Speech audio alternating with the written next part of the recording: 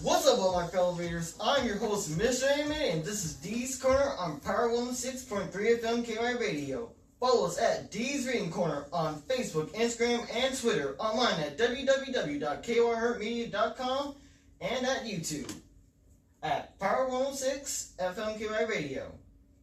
As always, and also all streaming platforms. Yes.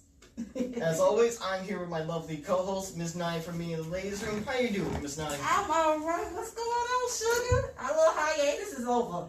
Yeah, thank God. Yeah, I kind of was getting bored on Monday nights. Same here. I'm excited to be back. I know I missed last week. Unfortunately, last week, y'all, we were supposed to be back last week covering Ironheart from the Marvel Universe, but we will be doing that next week. We had to make sure the building was safe. For those who know where our location is, we had to make sure it had been sanitized, cleaned, and with the new announcements of being in Kentucky that we are in level red. So if you have been under a rock the last week, we are now in level red. No, the kids are not going back to school in Jefferson County, y'all. They don't be at home. No. And we are in level red. So last week we had to pause, make sure everything was good here so we can continue on doing what we love. Thank you guys for tuning in. As Mr. Animated said, we are here at Power 106.3 FM KY Radio in Old Louisville. We love Old Louisville. Thank you guys for supporting and tuning in. We also are streaming live from our Facebook page, D's Corner Radio on Facebook. And we will be uploading this to the YouTube channel, Meeting in the Ladies Room, KY Radio. And we got a special guest in the building. That we do. Yes. Everyone, this is Mr. Jermaine, a.k.a. Mr. Smellgoods. Hey, what's going on, family? Yes. How's everybody doing this evening? We doing good. So, the book of the week. The book of the week is The Ugly Duckling by Hans Christian Andersen. Uh-oh, we're going back in the day, man. Yo, we be covering some stuff. People be like, dang, I forgot about that. Or like how much stuff really gets remade or re-emerges, and then you find out the history. People be really tripping out. They be like, dang, I didn't know that. And I'm like, yeah, we be going deep with it, y'all. We've read so many books from him. But you know what? We were just talking about that we've have done so many shows that his book is like the basis. He was literally the grandfather of fairy tales. Oh. He literally, if you do your research, the Grimm brothers and Hans Andersen, Christian Andersen, I can never say his name all the way right. It's all right. right. A lot. They are the originators of a lot of the fairy tales and the horror tales. Because, they used to make up these fairy tales and make them scary to make children behave. So a lot of people don't realize that your Disney classics actually have a backstory. Hold on. This is a shout out for one of our previous shows, one of our first shows. If you have not seen this show, go back and watch it or listen to it. The Little Mermaid. Yo. Go back and listen to this, folks. The origin story for the Little Mermaid is deep. Mm-hmm. It's deep. We need to do a part 2 of that one, actually. I'd like to do a rerun on that. Yes, but the Ugly Duckling is fitting because Mr. Smellgoods is in the building. He's all about that good skin, that beauty within, and making it glow on the outside.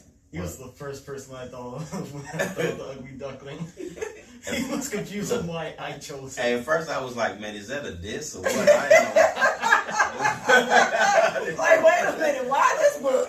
Why the Ugly Duckling? And I have to be the guest, But hey, when he explained it, I gave him a chance to expound on his meaning. It was deep, and I said, "Oh, okay, I'll come then." Yes, because the origins and the story behind Ugly Duckling and the actual meaning of it is deeper than what people think. And one of our favorite shows to reference, Once Upon a Time, actually included that in it. So we are going to, reference that. We really are going to have an entire month just for this one show. The Once Upon a Time, the TV show. For my birthday month, I rewatched the entire series. It was that deep. That's how deep it is for us. So we binge watched it. Yeah, binge watched all month of October. I was tired. But yeah, go ahead and tell the people who you are if they don't already know, which they should know, but let's go ahead and tell the folks. Well, my birth name is Jermaine Davis. People call me Mr. Smell Goods or the Shea Butter Man, but you'd be surprised at, all the different aliases that you get, but in a good connotation, when, because I purposely take care of people, on purpose.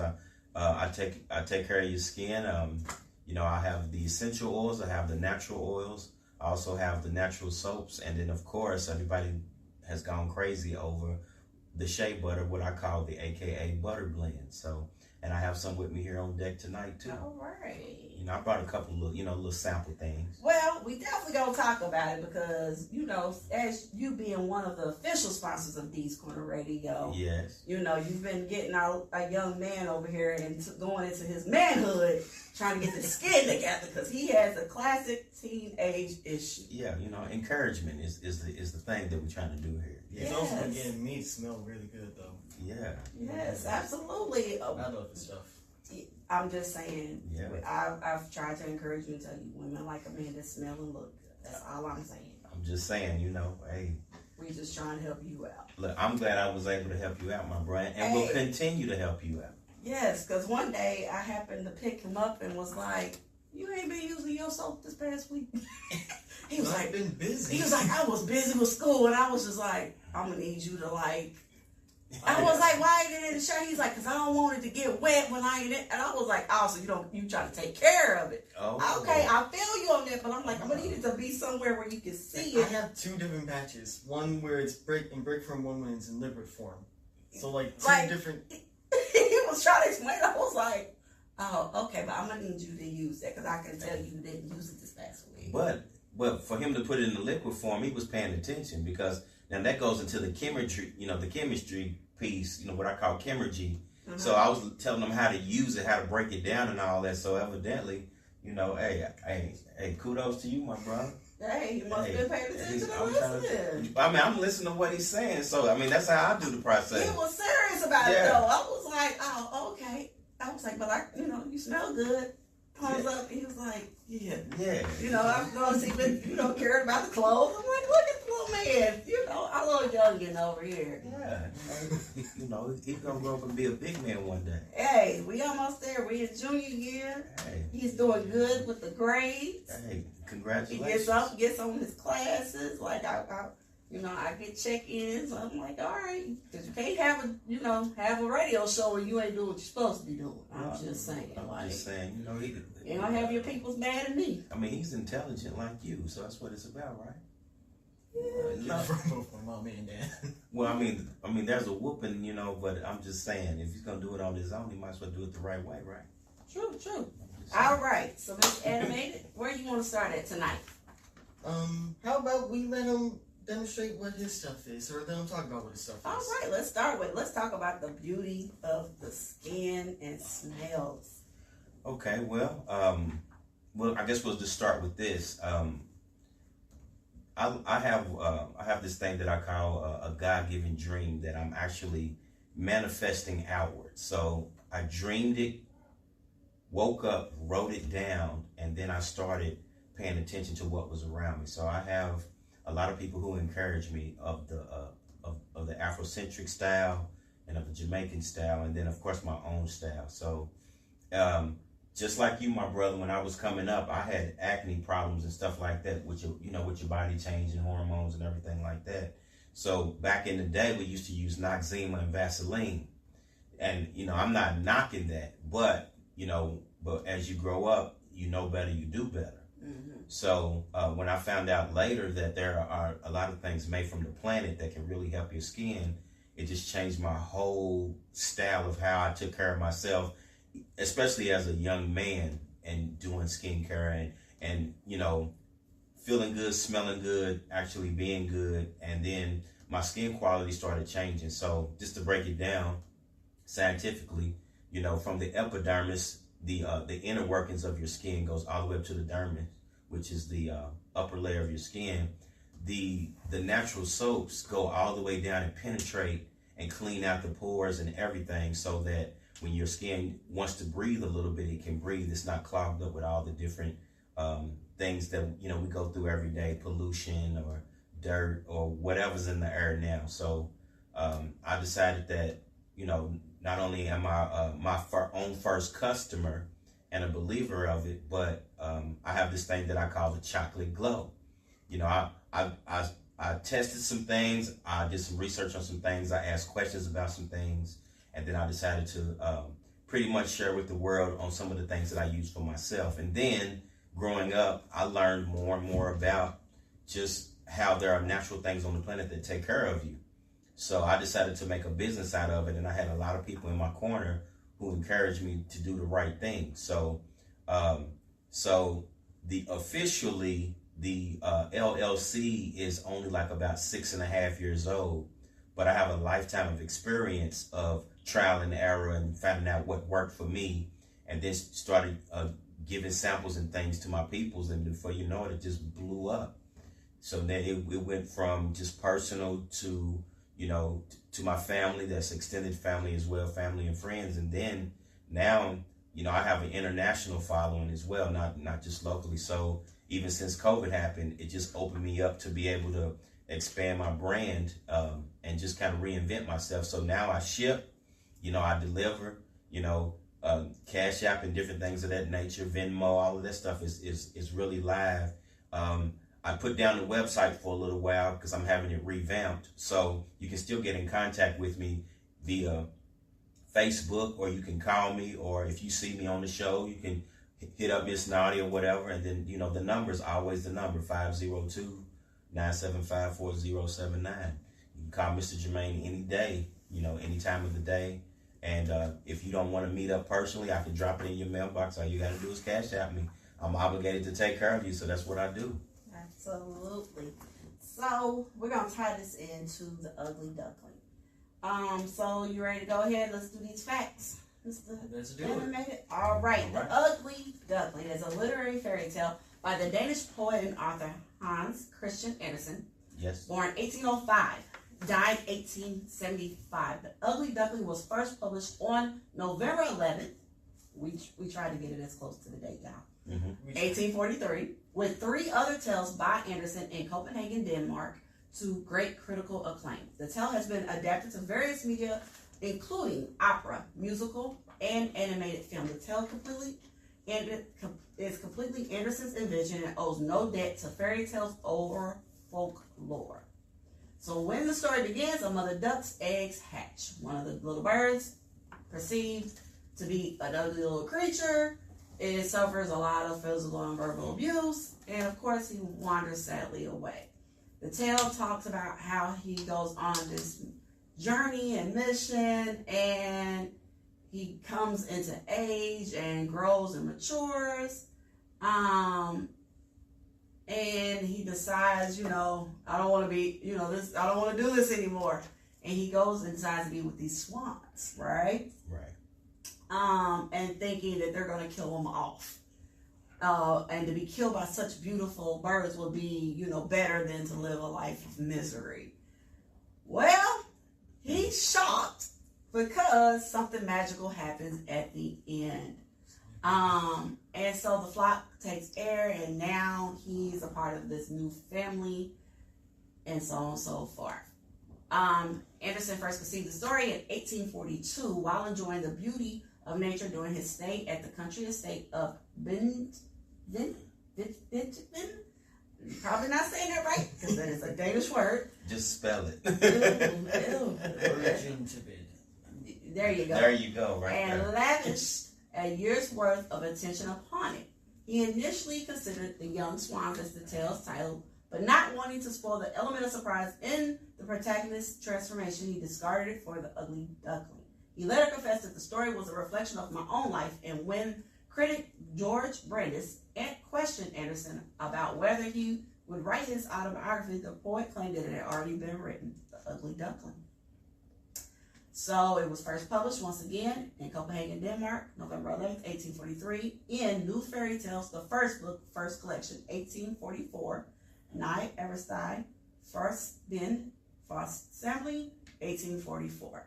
For the first time, the phrase told for children was not part of the title An omission Anderson scholar, Jackie Waschlaver, believes exhibited a new confidence in Anderson's part. These tales were most mature and perfectly constructed tales he had written, and though some of them are once become and have remained favorites of children, Anderson here melds together the childlike and the profound with exceptional artistry. The first edition of 850 was sold out by December 18th, and Ritzel planned another 850. So even in the 1800s, people were selling out. They was doing some things. They was pulling numbers. Hold on. It was about literature, though. Yes. But you thought it was dissing you. It was the beautiful. It's about the beauty in it all. The tale was the fourth and the last volume that included, in contents order, The Angel, The Nightingale, The Sweethearts, or The Top and the Ball. The volume sold out almost immediately, and Anderson wrote on December 18th, 1843, the book is selling like hotcakes. All the papers are praising it. Everyone is reading it. No books of mine are appreciated in the way these fairy tales are.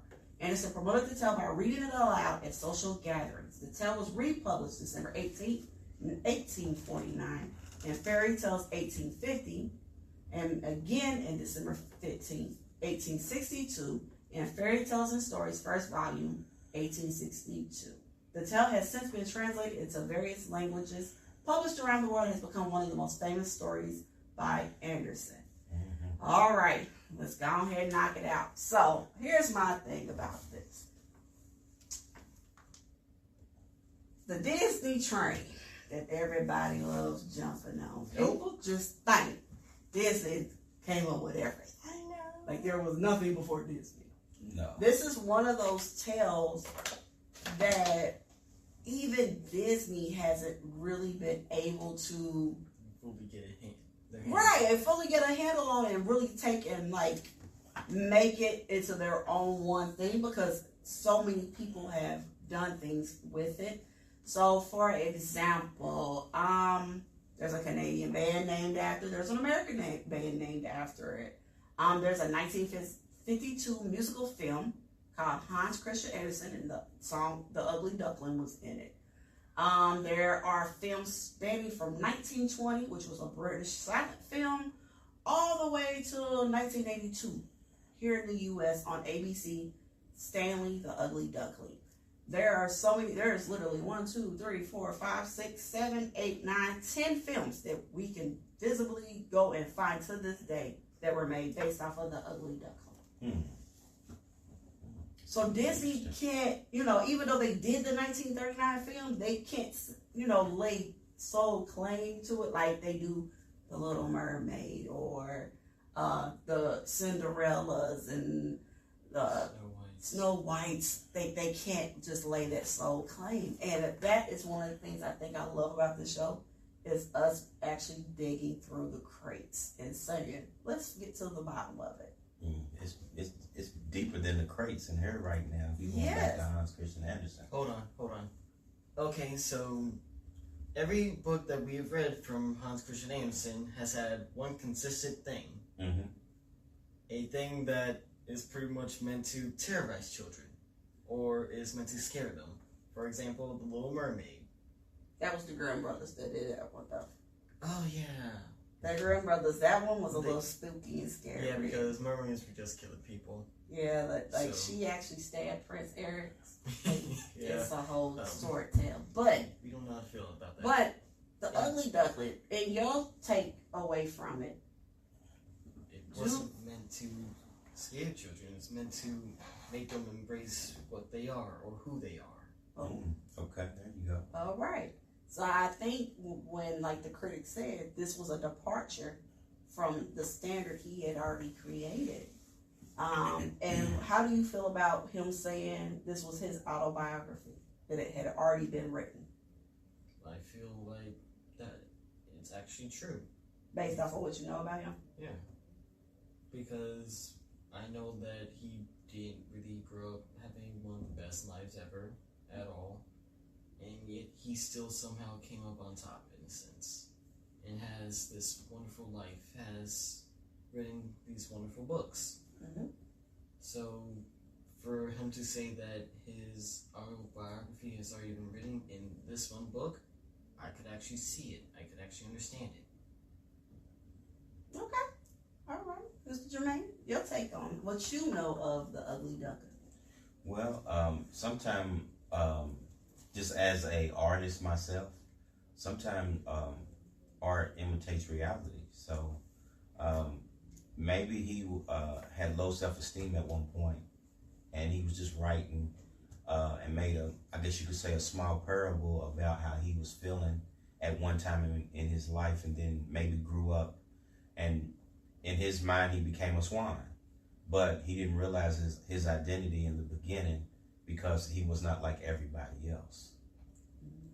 So, I mean, you just never know. I mean, the child version of yourself is never like the teenage version. The teenage version is not the adult version.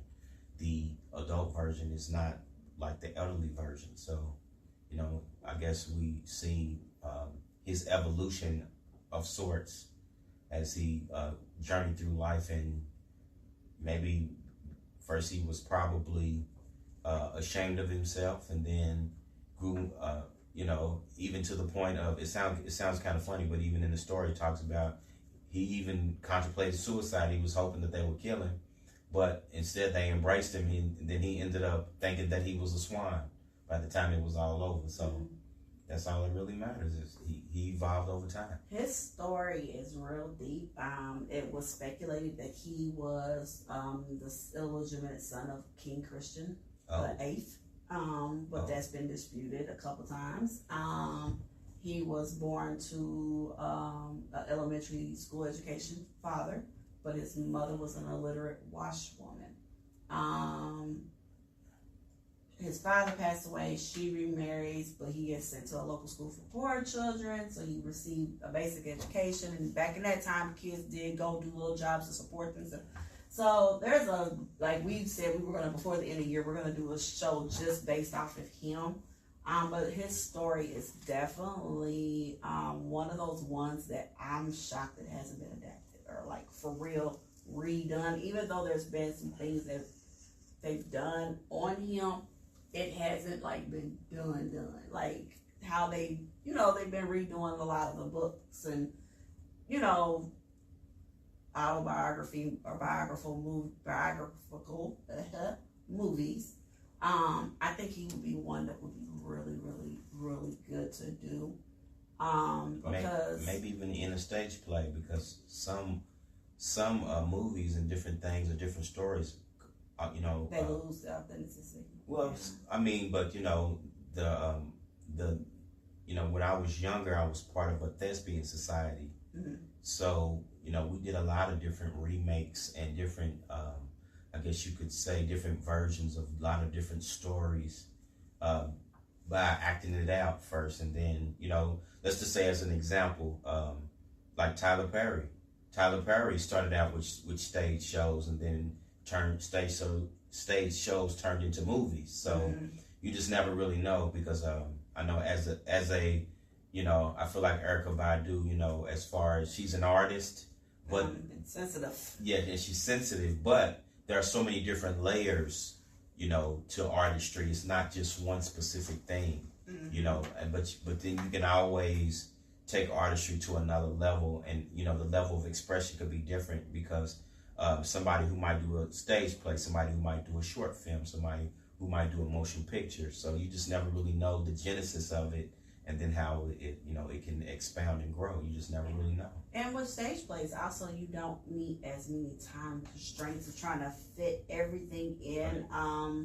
We got to cover Hamilton for your birthday, and it was really, I like how they were able to fit everything in without losing some of the stuff, and even being able to tell some of the stuff that most people don't even know. There were very funny moments in that play. It was very great moments, but like with Anderson, like for example, some of his most famous fairy tales, so here's one of our facts for the week, include The Emperor's New Clothes, The Little Mermaid. You were correct, I was wrong. I said it was Grimm's, but the Grimm's remade it. They did cover it. I know they did. They did redo it though, because I remember us talking about the Grimm's, and I was like, something was wrong with them young men. Like, there was something wrong with it. the Nightingale, the Steadfast Tin Soldier, the Red Shoes, the Princess and the Pea, the Snow Queen, the Ugly Duckling, the Little Match Girl, and Thumbelina. His stories have inspired ballets, plays, and animated and live action films. Shout out to another one of our old chills. Go listen to the Snow Queen one. We also did talk about Once Upon a Time in there too. Yeah, the Snow Queen gets covered by Disney once again, and it's actually in one of the main seasons and characters was the Snow Queen. The Snow Queen. The Snow Queen. We also covered Frozen. Yeah, Frozen. But see, Frozen is based off of the Snow Queen, technically. Right. Technically. So I'm just saying, but then that's when they threw in the whole Tarzan thing. I was just like, really, y'all? Well, they make parodies out of it, so you just don't know how which direction they're gonna go in, but everything is influenced off of something else usually. Yeah, well, there's this conspiracy theory that the girls from Frozen are related to Tarzan, that those was his parents, and because his parents were shipwrecked and had him. So that they tried to tie it. I was like, really, y'all? That's the land of Disney, though. That's the land of Disney. They'll tie anything. They'll try to tie anything in. Imagination. Yes. So. Too much imagination. Sometimes a little bit. So the adaptation became, of course, one of his best loved tales and reprinted around the world. And it definitely made it to a variety of media. I think, though, one of the latter films did win an Academy Award, I want to say in the 1930s. I want to say it might have been 39. It won an Academy Award for one of the remakes. And I want to say it was the Disney version, if I'm correct. It was the Disney version. I think, though, there's sometimes that they, the Swan Princess.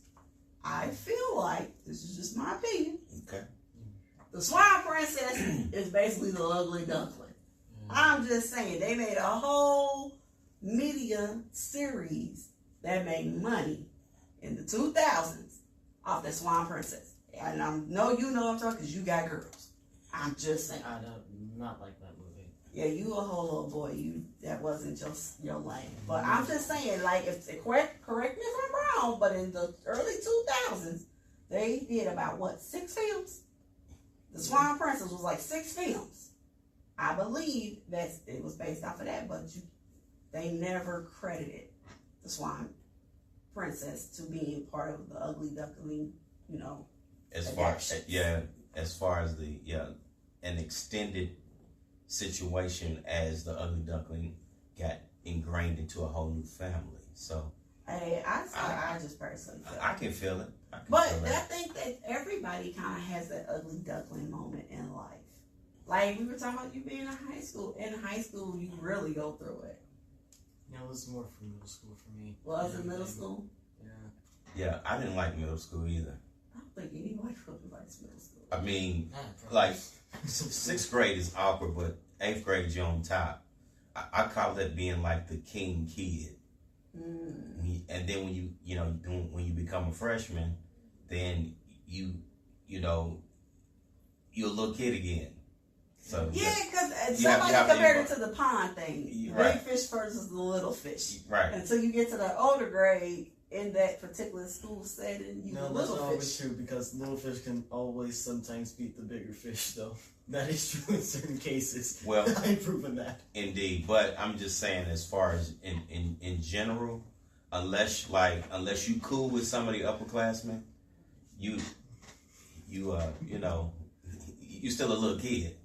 Yeah, but I mean, but we talking about the interviewing people how right. you view yourself.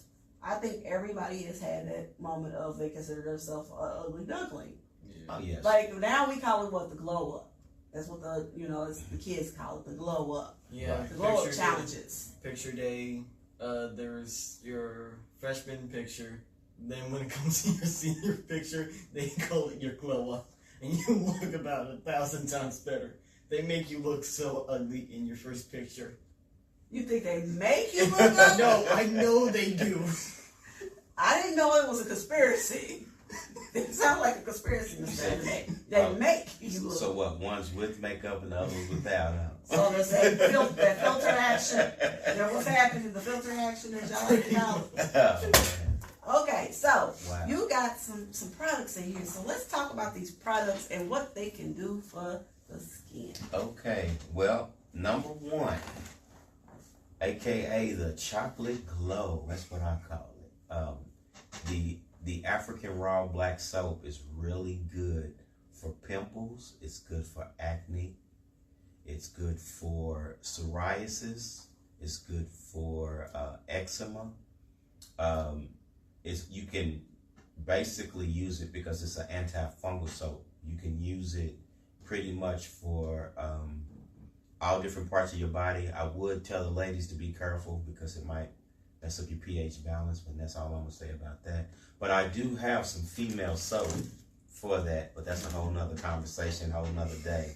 Yes. But the black soap, also have a version of black soap called the black soap with cocoa butter and vitamin E, which basically is the raw soap with moisture in it. So the raw black soap kills everything, dries everything out, and then your skin regenerates every 21 days anyway, so every month. And then the secret to most people of color is that we have moisture. So we have to have moisture for our skin. So I personally use the raw black soap to shave with, to do my hairline with, and stuff of that nature. I don't even use shaving cream. So young man, I'm just saying. Right there. And you can cleanse your body and not smell like little stinky humans. Yes, I will say that because little boys, y'all smell like stinky little humans.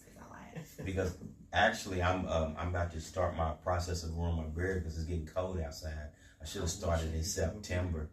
But I use the black soap, especially in between those stages, like when your skin is rough and it's itchy.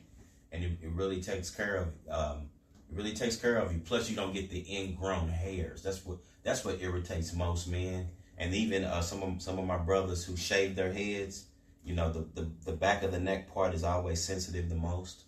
So I always tell them, hey, try and shave with the black soap because the antifungal property really helps you. But then my favorite, because of the smell of it too, is the black soap with the cocoa butter in it.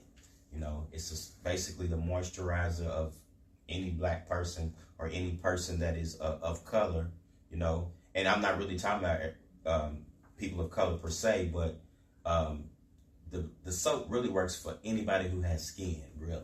So you can go from the fairest of the fair to Dinka black with it. So the only requirement is skin. It does what it's supposed to do. And then, of course, I have oatmeal soap, and I have organic coconut soap, and a lot of other different variances of different type of soap. And then after you get your skin clean, you have to have moisture. So then I use the shea butter, aka skin food. So I do a thing called chemurgy with it, based off of George Washington Carver, how he basically derived different things out of breaking down the peanut. So I use that same type of idea, except I use something different. I use shea butter. So shea butter can be used on baby skin. So and I even had a lady tell me that she had used the unscented shea butter when her baby had diaper rash and the skin was repaired just like that. So,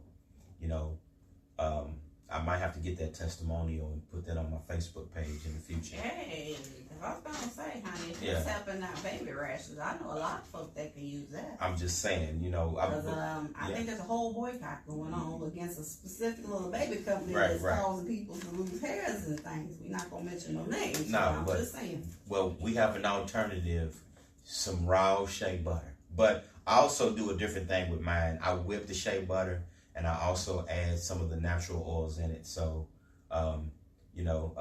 actually, Miss Naughty, since you're here, yes, and you're a vet. Yeah, you are. Yeah, you're a partaker of it. How does the scented shea butter react with your skin? I mean, how do you considering that I have eczema? Yeah. I actually use the scented shea butter to help with the eczema. Right. I can tell when I haven't been using it like I'm supposed to, because we're constantly washing our hands and using sanitizer right now. No doubt. But the scent lasts. It's not overpowering. It's not causing migraines, headaches.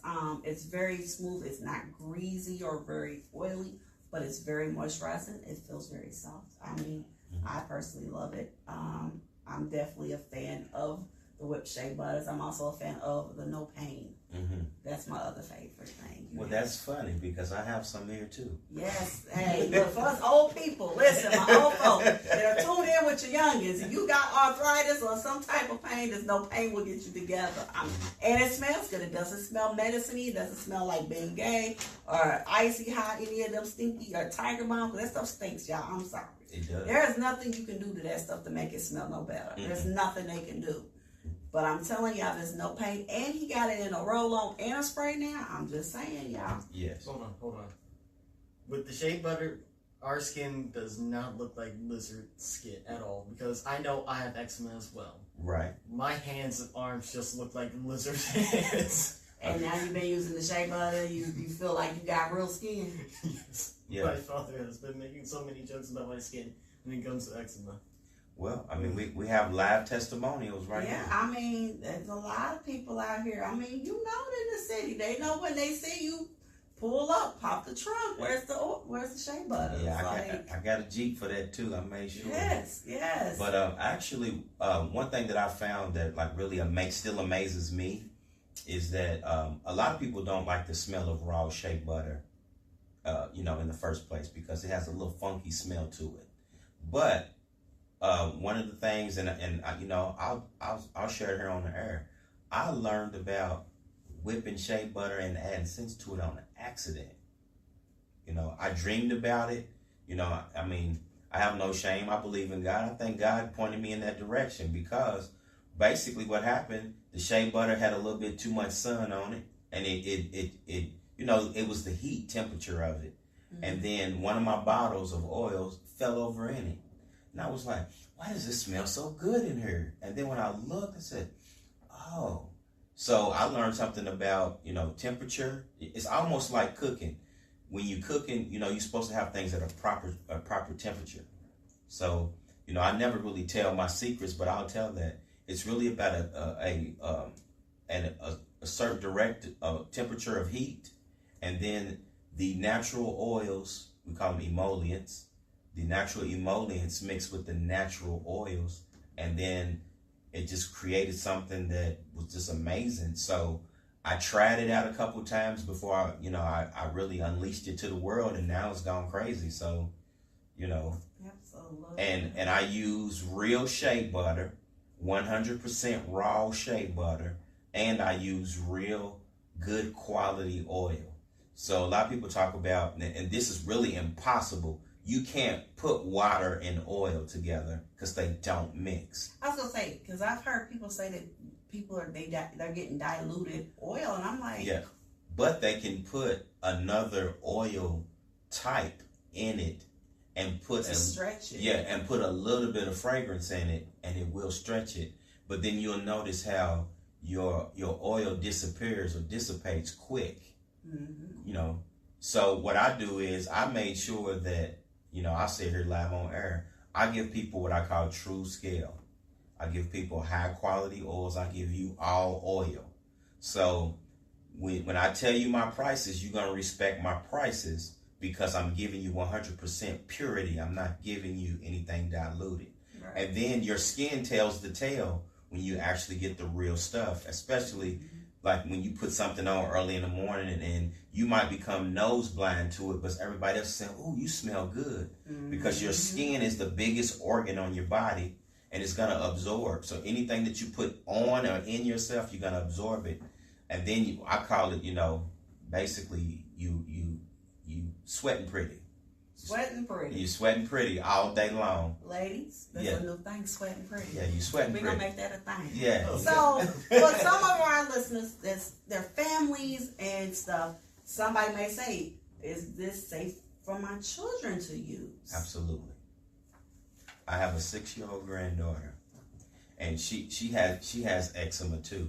And a lot of people don't realize it, but I have eczema, and if you really look at my fists, you can see the discoloration. Right. But I use the stuff myself. So I was looking for something to help myself with. And when I found it, I share it with the world. I mean, right. So I'm not just a salesman trying to sell you something. I'm actually my first customer.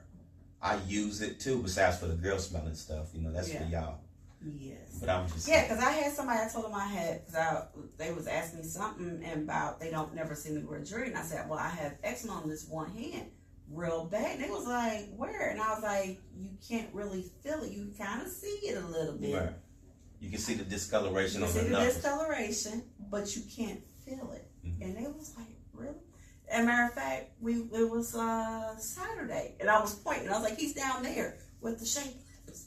Go over there. He's got the shea butters. Well, I appreciate that because it did get busy for a while. At the Black Market, shout outs to all the people that were a part of the Black Market that was held on the rooftop of Encore on 4th Street. Yeah, Miss Valerie Sickles. Yes, shout outs to their whole team. Yeah. It was a really, really dope event. I'm glad I got to come and take a part of it. But yeah, I was telling a lady, and she was like, really? And I was like, yeah, because she was admiring one of my bracelets, and I was like, that's literally the only jewelry you'll see me wear. And she was just like, really? And I was like, yeah, he's down there. Go down there. So children can use it, adults can use it, teenagers can use it. One of the questions we didn't ask that we should have asked is, how long have you been doing this as far as professionally?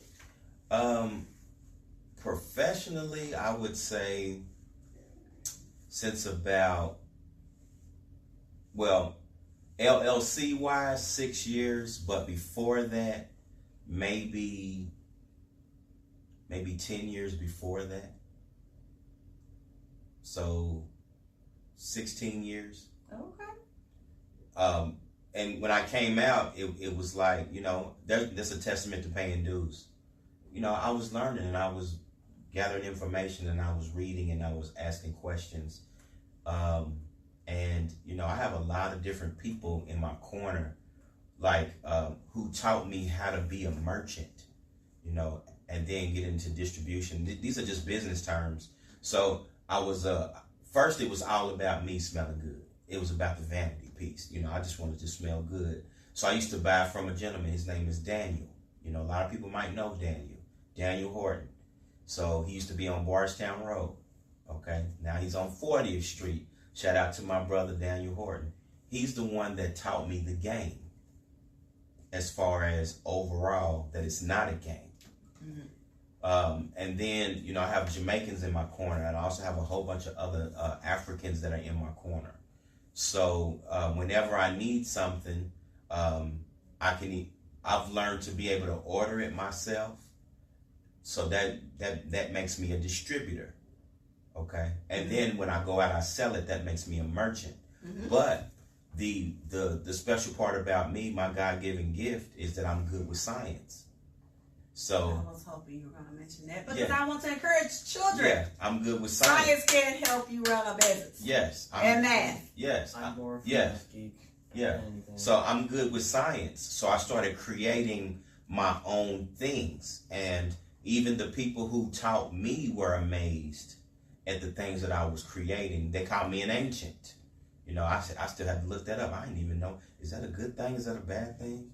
But, you know, there are some things out here that you naturally might be gifted to do. So learning about it, being exposed to it, being taught about it, and then going out and expressing it myself, you know, and then I'm part of like several different business groups. And then, you know, and I'll give some shout outs. Shout out to Health Daddy Wow, Mr. Frank Stoner. Yes, Mr. Frank. You know, that's hey, you got a medical issue? Yeah. That's who you need to call. Yeah. Shout out to, you know, hey, and then you put the chemurgist with the naturalist, the herbalist, it becomes very powerful. Okay. Shout out to Daniel. That's the Afrocentric way. There are so many different oils and different things. The essential part is for wholeness and wellness. you know, and then the fragrant part is just so you can make everybody jealous or want everybody to smell like you. So I intertwined a lot of different pieces, and then my own personal style. I don't really like the strong stuff. I like the smooth smelling stuff, or this, you know, or for the men, you know, it's a light but different things. And then because I have a good imagination, I've learned that like if you describe something to me, I can go create this fragrance for you. So matter of fact, shout out to my man David at Eating and Kissy. Mm-hmm. I love those people. Shout out to them. I finally got to try the food. It was everything. Everything. But see, that's another Afrocentric connection that I have. So a lot of things is that I've just learned that you do good business with people, and when you treat people right on purpose. You know, my job is to take care of people. You know, I'm a medical person by trade, but you know, naturally I take care of people. So a lot of people just love the fact that they're getting high quality products. And my man David at Eating and Kissy asked me to make something that smelled like water. It sounds kind of funny, but I was inspired to create something that smelled like water. Yeah, so that just took me to another level. And then when I created it and took it to him, he was like, "That's it." So yeah, we're both over here like water. It's fresh and clean. Fresh and clean, gotcha. Okay. It's fresh and clean. Fresh and clean. And he said, "Can you make me something that smells like water?" I was like, "Wow." Yeah, because I ain't gonna even front. My vanilla mango sugar is everything. Yeah. To me, like. And actually, most people probably wouldn't even think to combine them, but I love that. The vanilla mango sugar. Well, if anybody who's listening, you understand about tones. Okay, so in my study and me learning and being mentored and being taught about tones, I've mastered the scientific piece of tone development. Okay. So when you put tones together, you know, something overpowering is going to take over, but there is a smooth blend that creates a whole nother body once you know how to blend them correctly. Yes. So I'm just, me as an ugly duckling, you know, going back to the story, you know, I grew up with pimples and a lot of different stuff, and, you know, having to deal with my body changing and all of that type of thing. I realized that the natural ways for me, especially being a brown-skinned man, you know, is, you know, the natural ways worked a whole lot better for me. All right, y'all. So, once again, this is Mr. Jermaine T. Davis from Matters of the Heart, Natural Products and Essential Oils. Here in the studio with us, Mr. Animator's got to do his job. It's time for us to read some of this story. And I know you ready to go ahead and shout out the sponsor. So, I'm going to go and shut up, y'all. Yeah. I'm done for the day. I've done my part. I feel like I did my part as the co-host. Before I even do anything else, anyone who has a nose that is sensitive to certain smells, this dude makes cologne that is actually really great. It takes about... Actually, they're oils, brother, not cologne. Oils, my bad. Oils that smell really good, because I have a sensitive nose to a lot of certain smells. His stuff, it took me about a minute to get used to. It is great after you get used to it. Mm-hmm. Yeah, and he taught you how to properly swipe. Yeah, that too. Yeah, not drowning yourself in it. The swipes. Gotta hit the certain pressure points and everything. Yes, and you smell good, and you're glowing up, young man. You're glowing up using the product. She's proud of and you. One last I'm proud of him. One last thing. Yes, sir. Many great men and women have said this before. Great things can come from selfish deeds, because all you want was someone to help you. Indeed. Yet it is helping several people. Oh. Yes, I'm also part of a philosopher. Yes. Hey, you might need to write that down. You know what I'm saying? That's nice. Where that came from? Okay. Mama, go ahead. I'm Miss Naughty. Y'all tune in Wednesday night. My adults tune in Wednesday night for me and Elijah. We are doing community post-election coverage here live in the studio. We're going to have some different business owners and people from the community up here. And we're going to talk about what happens tomorrow night. We're going to talk about it live here in the studio on Wednesday night. Thank you, Mr. Anime, for having me as always. Go ahead, shout out the sponsors and read us on out of here. Thank you to our sponsors, Mary Rose Media Brand Group and Design and Lead Design Customs, and our newest and one of my most favorite people ever, Matters of the Heart, folks. Yes, sir. I appreciate it. Thank you. All right. I feel honored. Thank you. You should be honored. I am happy to have you here. Yeah, because he don't like too many people, so I am very antisocial. Hey, poor thing. But you'll grow out of it. Gonna I blossom. promise. Hey. After high school, You in the ugly duckling stage right now. You're going to turn into the beautiful male swan. Don't worry, you'll blossom. You'll blossom out there. You'll blossom. All right. Once again, our book for this week is The Ugly Duckling by Hans Christian Andersen. It was a beautiful day in the country. The sun was shining and the birds were singing. Close by the canal, a duck sat on her eggs. She had been sitting on them for a long time. One by one, the eggs cracked open. Crack, crack, crack. How big the world is, said the ducklings as they waddled around. But one egg remained in the nest. It was very large. Why is it taking so long, said the mother duck. It's a turkey egg, said one of her friends. Leave it. Take the other ducklings away with you. Oh, I couldn't. Just a little while longer. And she sat on her egg. At last the egg broke, and out tumbled a very odd-looking creature. It was big, gray, and ugly. What a funny-looking duckling, said the mother duck. The next day, the mother duck took her children to the canal. To her surprise, the ugly duckling jumped in with all the others and swam around happily. But back in the fowl yard, the other ducks were not pleased. What is that, they asked. It's my newest duckling. He is very good. He swims as well as the others, maybe better. But my dear, he's ugly. They all laughed. Worse than that, some of them pecked at him and called him names. After a few days, even his brothers and sisters turned on him. Go away, they hissed. You ugly duckling. So the little duckling ran away. He found himself at a lake. On it were a number of wild ducks. Oh gosh, they said. You are ugly. But you can't stay with us if you wish. All was well for a few days. Then one day, bang, bang, bang. Hunters have arrived. They were shooting at the ducks. A big dog jumped at the ugly duckling. Woof.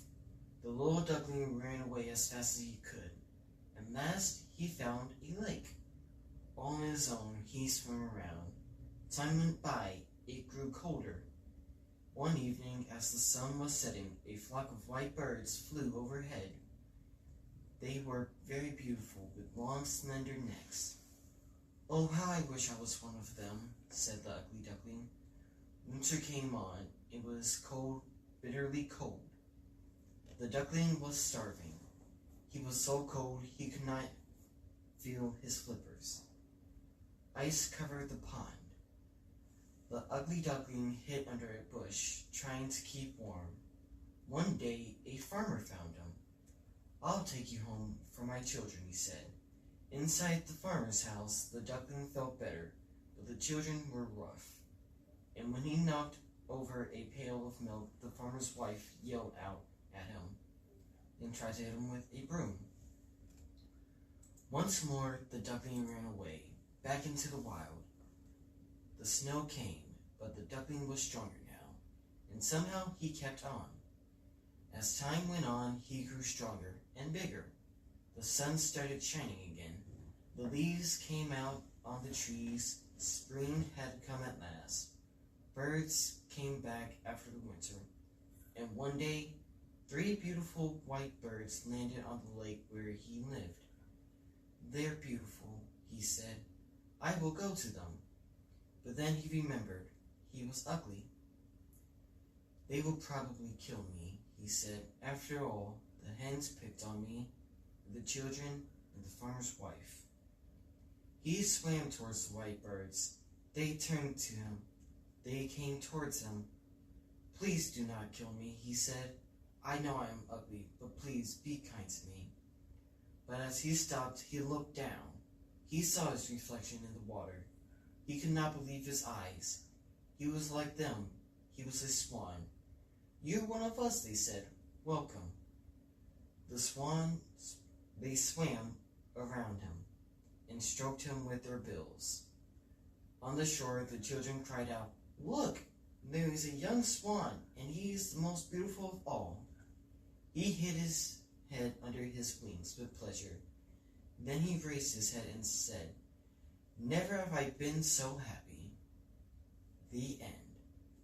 Once again, this was The Ugly Duckling by Hans Christian Andersen. Yay. All right. Close out the show. As always, I'm your host, Mr. Animated. This is Dee's Corner, and I will read with you later.